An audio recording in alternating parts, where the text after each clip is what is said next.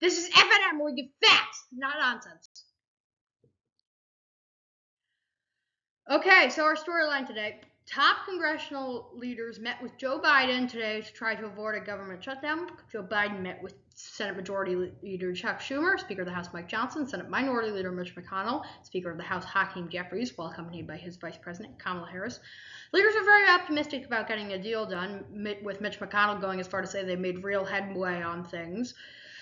But hardline Republicans are really pushing Mike Johnson about not agreeing to anything until some certain Republican proposals are passed, including reversing a policy that makes it harder for mentally ill veterans to get guns, as well as widespread abortion medication.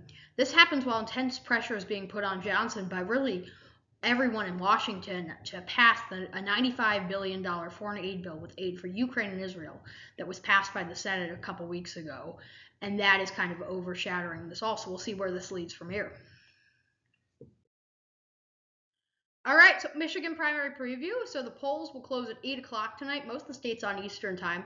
This is 8 o'clock local, and there are a few counties of the state on the Upper Peninsula that are in Central Time. We'll see how that fans out. There's not been that much polling, but Trump has been well ahead, as has Biden in the polling. And Trump finally outperformed the polls. He was a little under in both New Hampshire and South Carolina. South Carolina just delivered a kind of okay result for Haley, but she could not pull off anything in South Carolina. One of her big funders, the Koch network, announced they would stop funding her. And with poor result in South Carolina, it's starting to look like there may not be a path forward after Super Tuesday. It is smart for her to go into the convention with the second most delegates. And groups in Michigan, including Listen to Michigan, is urging people to vote uncommitted as a protest to Biden and his Gaza policies, especially due to the large swath of Arab Americans that live in the state. Biden and Gretchen Whitmer are really trying to work together to get votes back in Biden's hands, especially for the election coming up. All right, news for February 27th. New York State Democrats blocked a bipartisan commission-drawn congressional district map in hopes of trying to draw their own.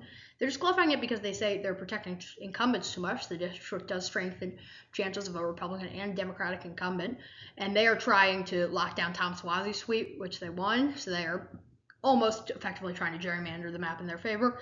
Russia has warned people against NATO ground intervention in Ukraine after French President Emmanuel Macron suggested sending outside troops to Ukraine. For the stocks, it was a mixed day. Dow down 0.25%, 96.82, while the NASDAQ was up 59.05, or about 0.3%, getting very close to its record. The S&P, who broke records for many straight days in the past few weeks, was up 8.65, or about 1/6%, and so it's just off its record.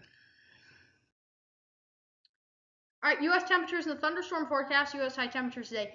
Temps in the 80s in Missouri. These high temps in the 70s in Chicago, Illinois. 35 degrees below average. It is a warm day, people. It's up to 55 where I live, out in southwestern Connecticut. Really, really actually nice to be outside. Meanwhile, it's freezing. It's 11 up in North Dakota. And tomorrow, there's kind of a real swoop of cold. Temperatures will drop 45 degrees in places like Chicago and St. Louis overnight.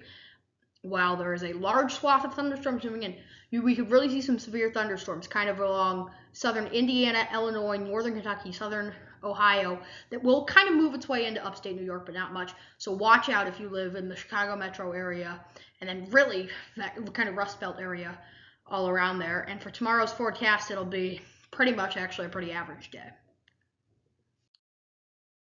This has been FNN, where we give facts, not nonsense. Thank you for watching.